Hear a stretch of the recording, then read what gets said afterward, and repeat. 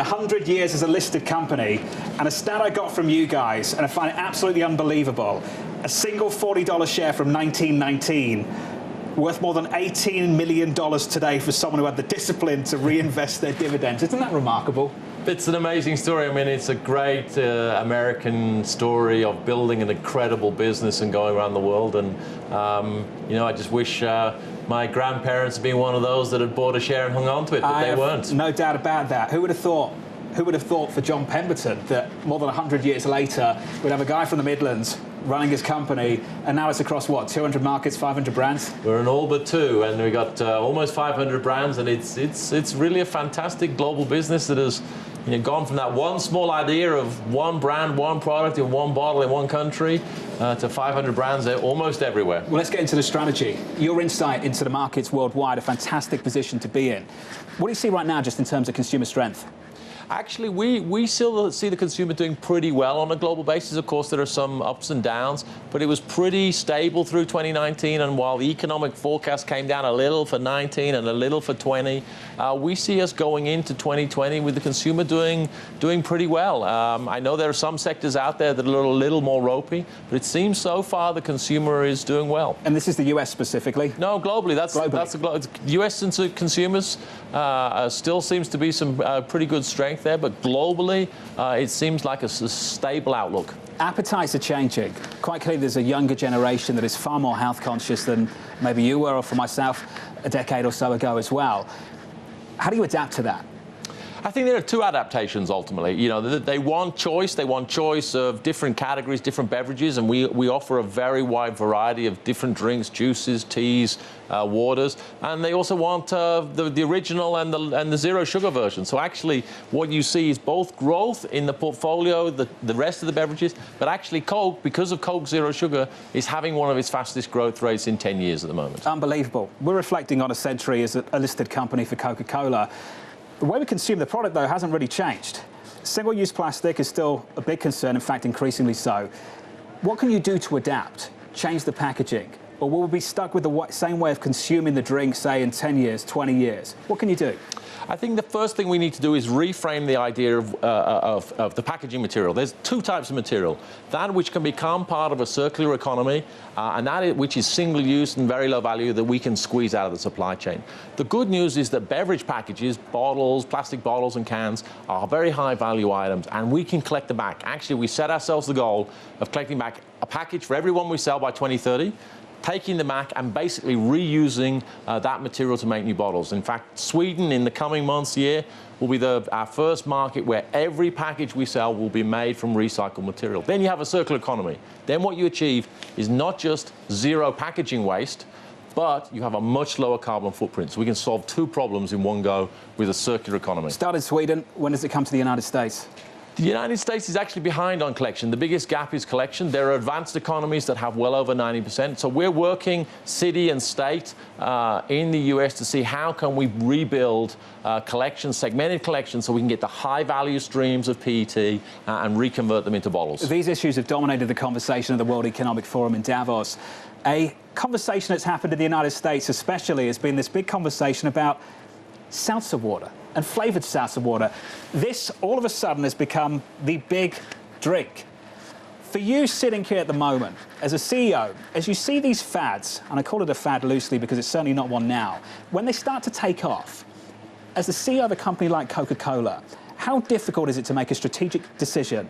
We need to either make an acquisition, or we need to invest and we need to do it fast to get on this trend. Or wait. And that really is the choice. And you waited. Get in, and in this case, in the US, in flavoured sparkling water, we waited too long. There's no doubt about it. We waited too long. We've seen the flavoured sparkling water business go up and down around the world, and sometimes it peters out. And the frank answer is we waited too long. We're coming in strong this year. We've got some great products in the marketplace without flavours, strong sparkling waters at the premium end. But we're coming with a more mainstream offering later this year, and hopefully we'll be disruptive in the marketplace and bring something new and interesting to the consumer. What can be new about flavoured seltzer water? You're all sitting there around the boardroom table, I'm sure. You've got all these committees, all these groups getting together trying to work it out. Apart from the branding, what can possibly be new about flavoured water? Well, I'll give you one thing. No one has given you a flavoured water with caffeine in yet. Caffeine? Caffeine. Why not? you know, you go through the day, you're in the afternoon, you want to pick me up, you don't want necessarily the calories or whatever, you want the water, you have some flavour and you have some caffeine. So is that what we're going to get? One of the many things we'll be bringing. Caffeinated flavoured water. Why not? Something new. Why not through an acquisition? The trade-off with an acquisition is always, clearly I'm going to jump further forward faster, but I'm going to have to pay for it. And so it's really a trade-off decision between the capital cost of buying that company and paying the premium. And really, you only want to pay the premium if you think you can accelerate and add the value much quicker and generally expand it internationally is what we found. Or you do it with your own brands in your own system. And we've got a great business in the US that's been growing and gaining share for a very long period of time. So we think we're going to gamble, make this bet, make this investment on our own capabilities. What kind of numbers can we expect? What kind of revenue? How does this add to the top and bottom line? Well, I hope it makes a part of continuing to grow our share gain. Obviously, we have some internal targets we don't disclose. You know, but I have a philosophy that if we always search for every project to be perfect and succeed, we will miss way more opportunities by never failing. And therefore, I hope they hit the nail on the head. They got a great plan. It's a good investment.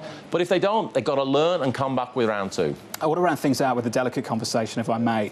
I had it a little bit earlier with Marriott International, earlier on in the week, about multinationals trying to please progressive consumer bases at home and at the same time maintain access to, let's say, states that don't quite share those same values. Is that a tricky position to be in a multinational right now when you have a consumer base that increasingly wants to see the brands that they consume on a daily basis reflect the morals and values that they also share? Do you feel that heightened pressure to go down that route? Look, I think the approach we take is each brand has to stand for something, and it can't stand for different things in different countries. It's really, that's going to be a very complicated journey to try and to take under play. So we have brands. Our brands have clear positionings, clear brand values, and we stick to them. The kind of the strength of the Colt system is ultimately the products we make are local. It's really a local, as big as we look, as global as we look, it's truly a local business. All the Cokes made in this country, for that country, were made there. All the Cokes in this country were made in that country too. Yeah. So it's really a local business. So I'm just wondering, is it more prudent as the CEO of a multinational just to stay out of the politics? To stay out of these big arguments over values and morals and ethics and just steer clear of it?